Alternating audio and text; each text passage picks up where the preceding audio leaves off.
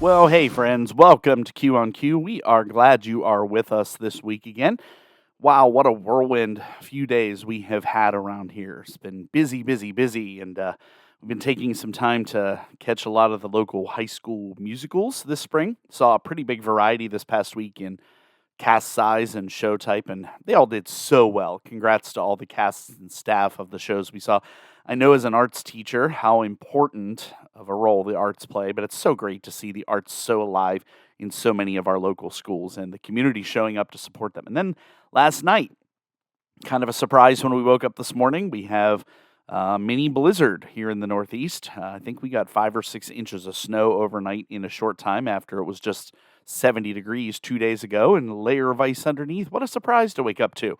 Lots of our schools are remote today around here. And then keep dealing with this voice issue. I appreciate your prayers and thoughts as I keep going through dealing with an issue with my voice, some vocal cord damage that we're trying to get treated, and just kind of working through it. Appreciate you continuing to think about it, especially as I record these podcasts. Well, over the last few episodes, we have been walking through a conversation that a lot of people quietly wrestle with but rarely talk about out loud: the question of calling.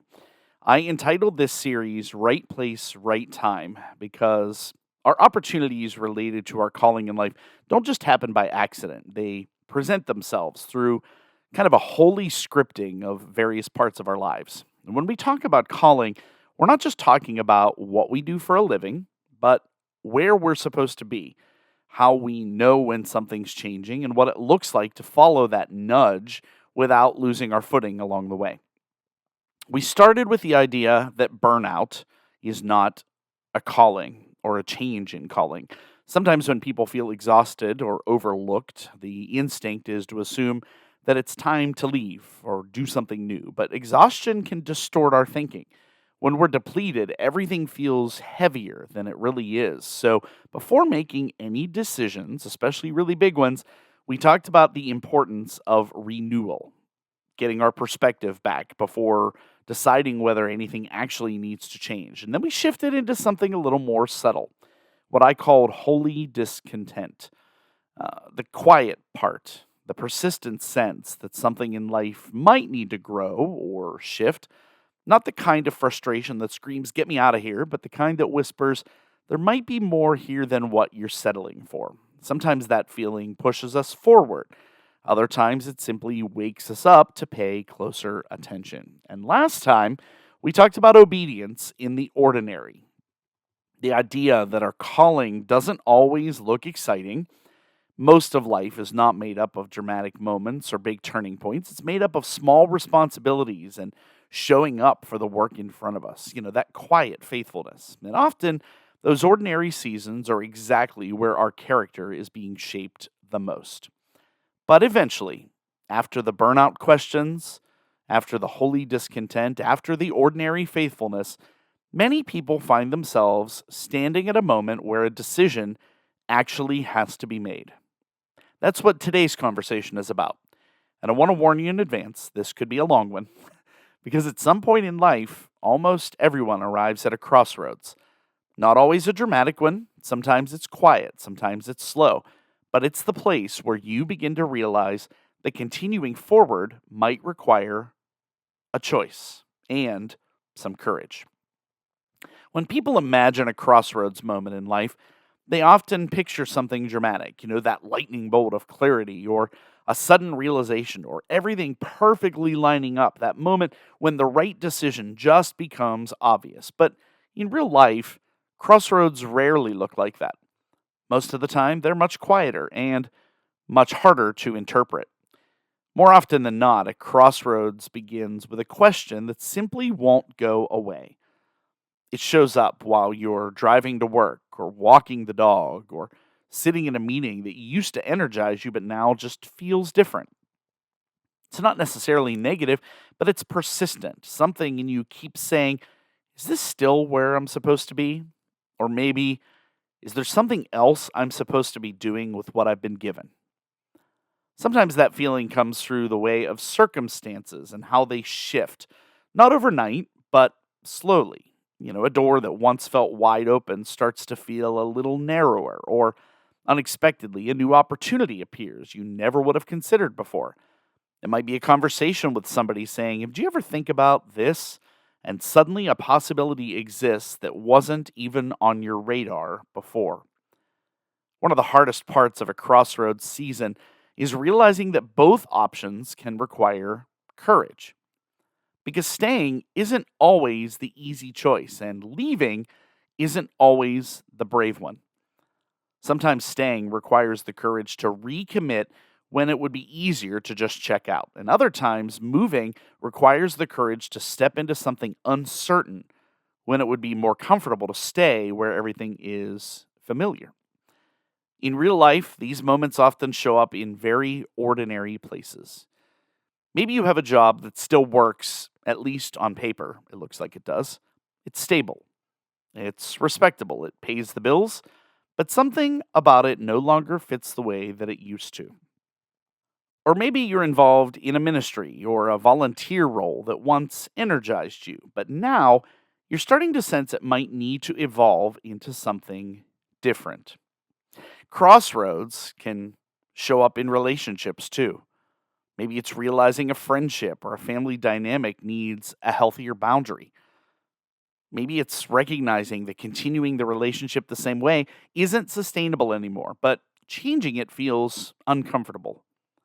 Those moments require courage too. And sometimes a crossroads simply looks like an opportunity appears that excites you and it scares you at the same time. Part of you thinks this could be something meaningful, and another part thinks, but what if I'm wrong? There's that tension there between excitement and fear, and it's often exactly what a crossroads feels like. And I wish I could sit here and tell you 100% exactly what that is going to look like and feel like. But the fact is, many of us have a misconception about major life decisions in thinking that clarity will arrive first. Many of us believe before we make a move, there will be a moment when everything becomes perfectly obvious. Every question answered, every doubt resolved, every outcome predictable. We imagine that if something is truly the right decision, we will feel 100% completely certain about it. But real life rarely works that way. Most meaningful decisions are made with incomplete information. You don't know exactly how this new opportunity will unfold.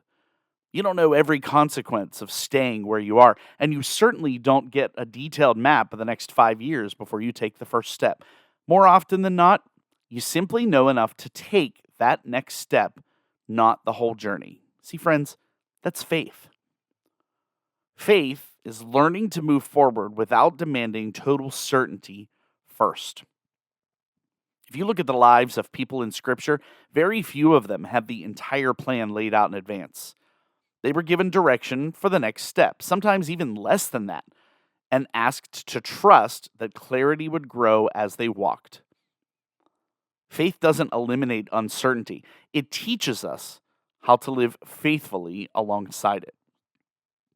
This is something that I've always wrestled with personally, especially in the last few years. After many years in education, I've started to feel that quiet question I talked about earlier, the one that keeps showing up when things get still. I love teaching. I care deeply about my students, the work, the people around me, what I do. But at the same time, there's a growing curiosity about whether there might be another chapter someday.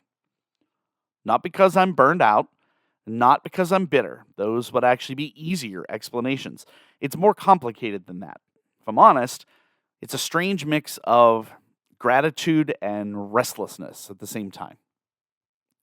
Gratitude for the career that I've had, the thousands of lives I've been able to be a part of, and the stability that it's provided, but also a quiet wondering about what else might exist beyond these four walls and what I've known for so long. I don't have clear answers. What I'm learning, though, is that the goal isn't to rush towards a solution. The goal is to listen carefully and move thoughtfully instead of reacting quickly. And that leads to something important for anyone standing at a crossroads. Sometimes courage doesn't mean making a dramatic leap. Sometimes it simply means taking the next small step in front of you. Maybe it's saying yes to a conversation you've been avoiding. Maybe it's exploring a possibility without committing to it yet. Maybe it's starting something small on the side instead of waiting for the perfect moment. Other times, courage actually looks like staying, choosing to remain where you are, but with a renewed sense of intention, deciding that the place you're in still matters and recommitting to it wholeheartedly instead of mentally checking out. Staying isn't failure if it's intentional. In many cases, staying requires just as much bravery as leaving. So, maybe the most honest posture at a crossroads is humility, asking the hard questions, talking with people you trust, praying about it, giving yourself space to discern instead of rushing towards relief. Because the goal isn't to make the fastest decision, it's to make the most faithful one. One of the hardest things about a crossroads is realizing that clarity rarely comes before action. Waiting for everything to line up perfectly is tempting, but in most real life situations, the full picture doesn't appear until you take that first step. God is providing that first step in front of you and hoping and that we will just trust and have faith to move forward in what is being provided in front of us. And that first step doesn't have to be monumental. It can be small and quiet, but it needs to be full of faith. Sometimes it's as simple as saying yes to a new opportunity, even though you're not exactly sure where it will lead. Maybe it's a new class to teach, or a volunteer role to take on, or a project at work that challenges you in unfamiliar ways. You can't know every detail, but taking that initial step often illuminates the next one. Courage isn't about a grand leap, it's about a willingness to move forward even when uncertainty is present. Other times, moving without certainty looks like initiating a conversation you've been avoiding. Maybe it's with a colleague or a family member or a friend or a mentor. The conversation itself might be uncomfortable, and you can't predict exactly how it will unfold, but taking that step often creates clarity and opens doors that would have remained closed if you'd stayed silent. What if the step is even smaller? Like starting something tiny instead of waiting for that perfect moment. Maybe you've been thinking about writing a book, and it looks like jotting down those first few ideas. Maybe you've been thinking about creating, and it's about those first few things that you can make. Maybe it's mentoring or learning something new. Faithful action doesn't require a flawless plan, it requires a willingness to start where you are and you being willing to be consistent with it. Often these small acts compound over time into meaningful momentum. Spiritually, moving without certainty requires trust. It's the backbone of faith. It's a reminder obedience doesn't always come with guarantees. I think of Proverbs 3, 5, and 6, where it tells us to trust in the Lord with all of our heart and not rely on our own understanding. The path may not be clear, but God's guidance can unfold step by step as we commit to faithful action. Because at the core, the principle is simple.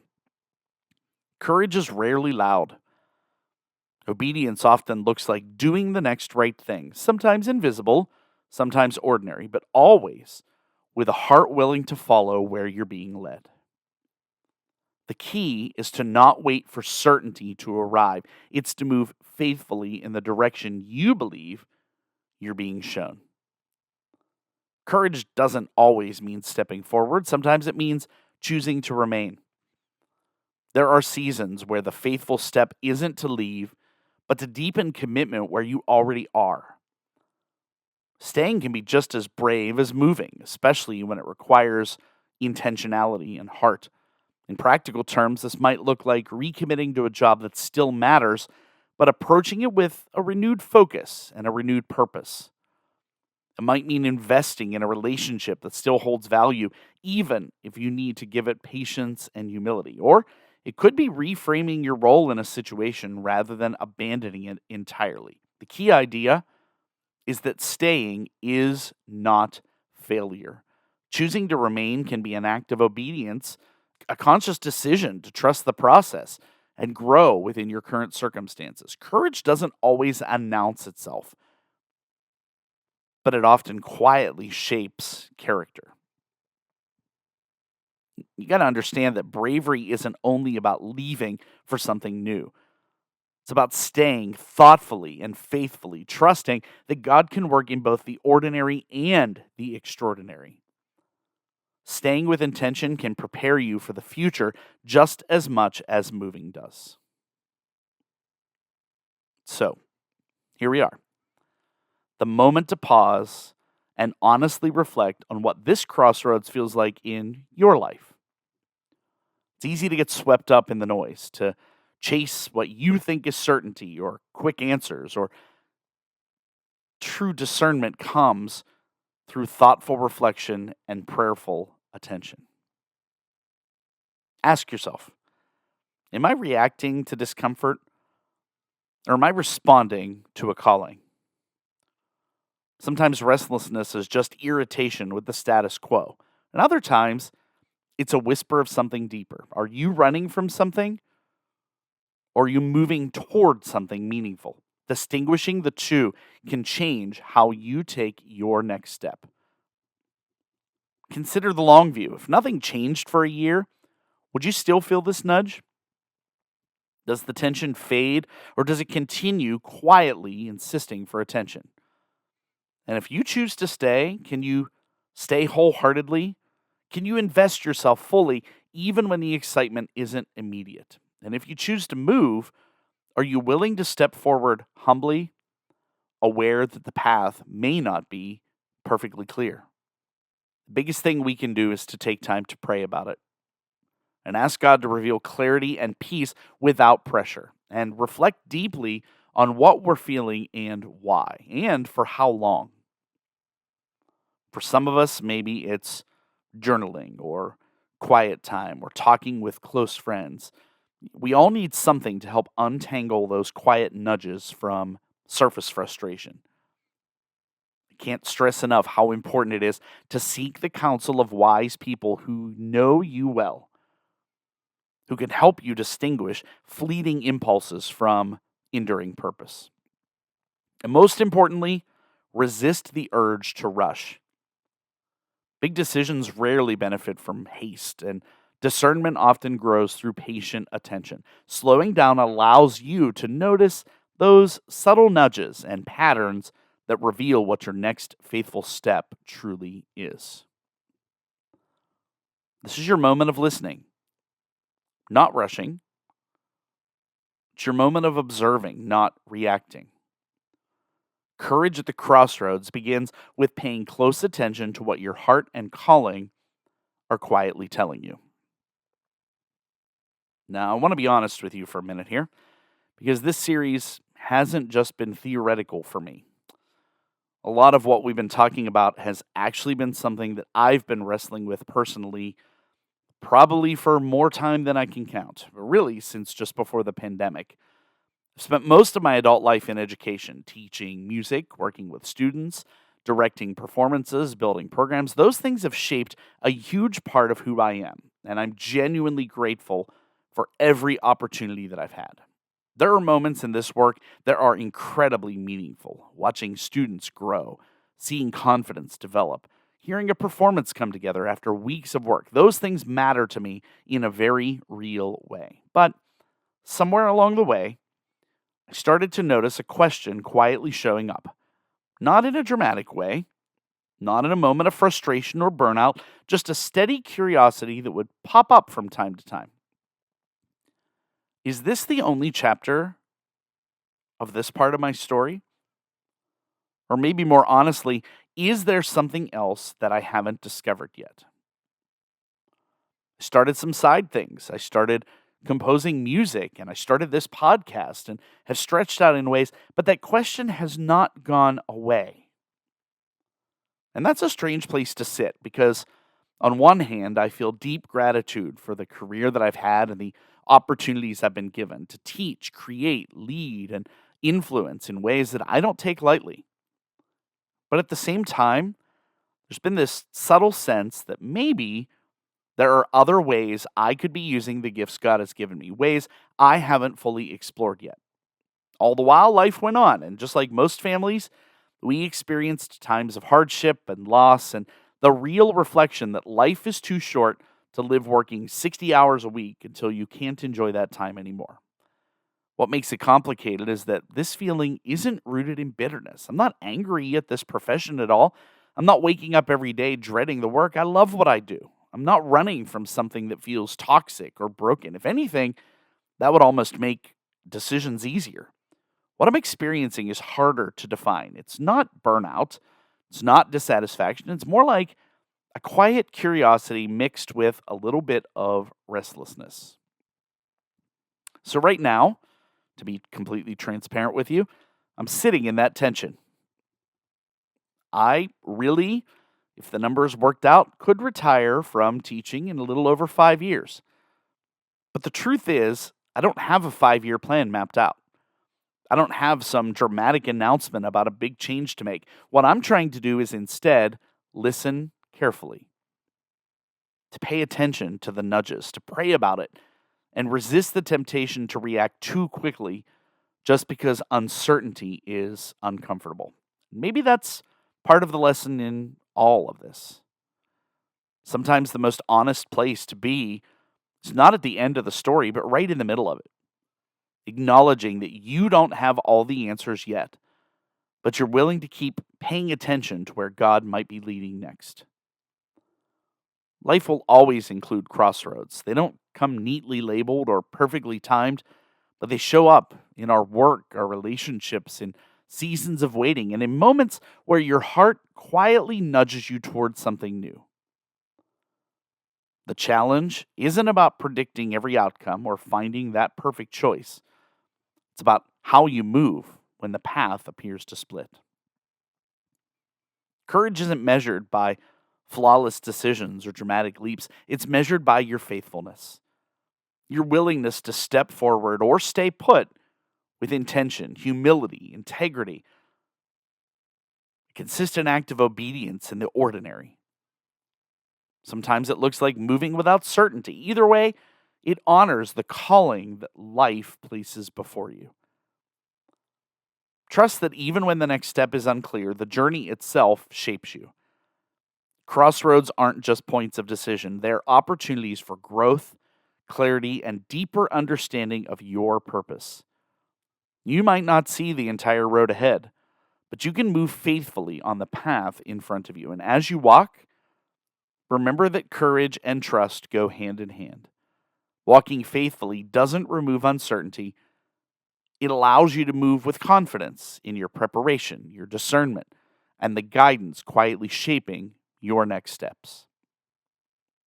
Friends, remember, the goal isn't to find a perfect road. Life is not perfect.